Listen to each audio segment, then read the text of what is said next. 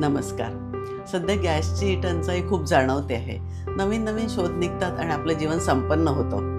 पण या नवीन शोधामध्येच काही उणिवा जाणवतात, तेव्हा असं वाटतं जुनं ते सोनं. यावरच माझी कविता गॅस की चूल. गॅस की चूल.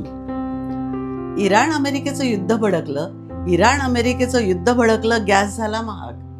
इराण अमेरिकेचं युद्ध भडकलं, गॅस झाला महाग. गॅसची शेगडी हिरमुसली. गॅसची शेगडी हिरमुसली, मुळमुळ रडू लागली. मातीची चूल गालात हसली. मातीची चूल गालात हसली, आनंदित होऊन म्हणाली, ये रे माझ्या मागल्या अन कण्या भाकरी चांगल्या. मातीची चूल गालात हसली, आनंदित होऊन म्हणाली, ये रे माझ्या मागल्या अन कण्या भाकरी चांगल्या. अच्छे दिन आये, अच्छे दिन आये, आता काय भाव माझे वाढले. अच्छे दिन आये, आता काय भाव माझे वाढले. चुलीवरचं वांग्याचं भरीत, चुलीवरचीच भाकरी, चुलीवरचंच पिठलं अन कांद्याने लज्जत आणली.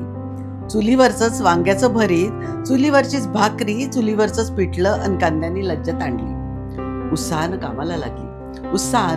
कामाला लागली. उपाहारगृह पुन्हा उघडली. गॅसच्या चुलीची उणीव कुणालाच नाही जाणवली. सगळ्या जेवणाची लज्जत वाढली.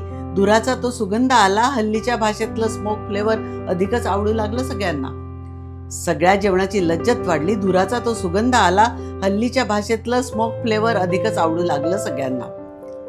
जे होतं ते चांगलंच होतं, म्हणाली मातीची चूल गॅसच्या शेगडीला.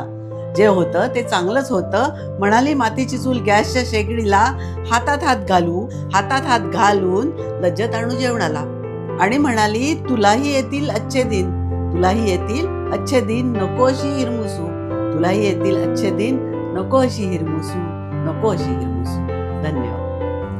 आजची ही कविता गॅस आणि चूल ही मला आजच सुचली आणि आजच मी आपल्या काव्यशोभा या यूट्यूब चॅनलवर प्रस्तुत केली.